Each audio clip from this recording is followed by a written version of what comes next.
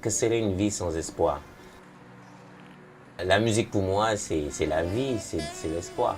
Le jour où on me coupe la musique, c'est qu'on m'a coupé la vie. Le jour où on me coupe la vie, c'est qu'on m'a coupé l'espoir. On ne vit que dans l'espoir.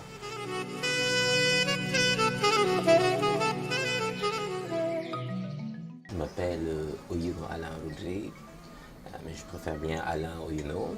Je suis musicien professionnel.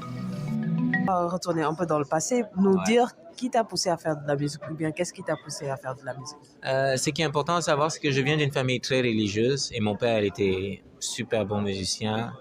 Moi, déjà tout jeune, on me poussait à faire la musique et c'était pas seulement une obligation, mais c'était quelque chose de familial, quoi.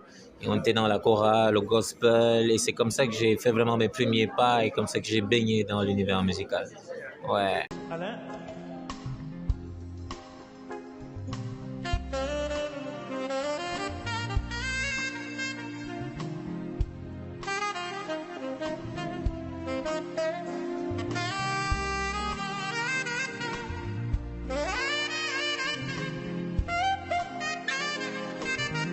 De Manu nous a tous affectés. Mon premier petit déjeuner avec Manu Dibango, on ne s'est plus jamais quitté, quoi. Je suis resté auprès de lui, j'ai fait des masterclass et il m'a accueilli comme si on s'était connus depuis tellement longtemps.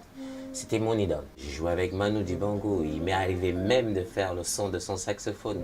C'est pour vous dire à quel point on était amis. J'aurais aimé tellement faire plus, quoi.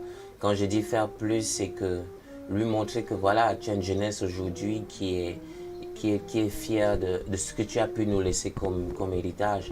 Je ne pense pas que je lui ai donné assez d'honneur comme il le mérite.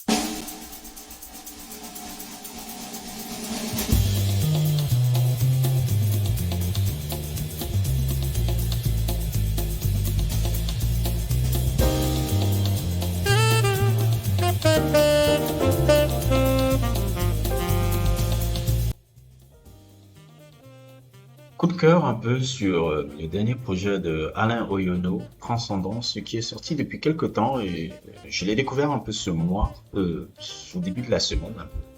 Et Alain Oyono, c'est un nom que j'entends beaucoup dans la sphère un peu musicale, un peu dakaroise ici, parce que je suis au Sénégal et son nom revient le plus souvent. J'ai eu la chance de le voir en live, je pense il y a 2 ans.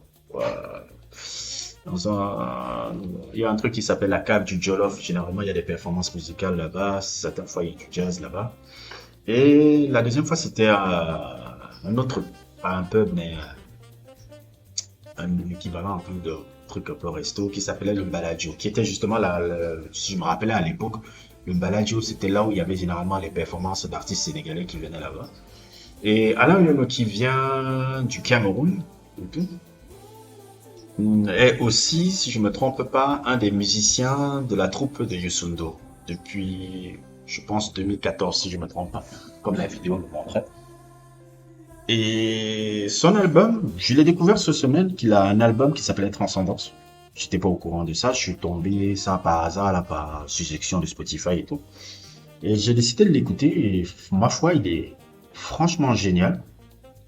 Sans vouloir faire trop de comparaisons, mais c'est pour un peu le truc, j'avais eu l'impression un peu de suivre un peu l'album de Pharoah Sanders, là, Karma, mais avec une version un peu plus africaine, camerounaise et tout.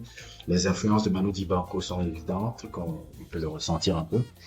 Mais c'est vraiment un album coup de cœur que je conseille un peu à tout le monde.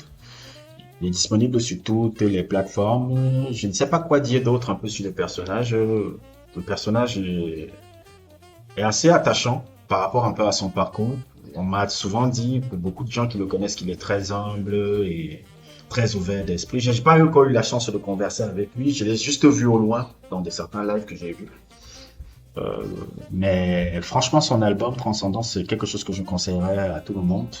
C'est un peu mon coup de cœur musical du moment et n'hésitez pas à l'écouter. C'était juste une petite vidéo pour vous faire découvrir cet album.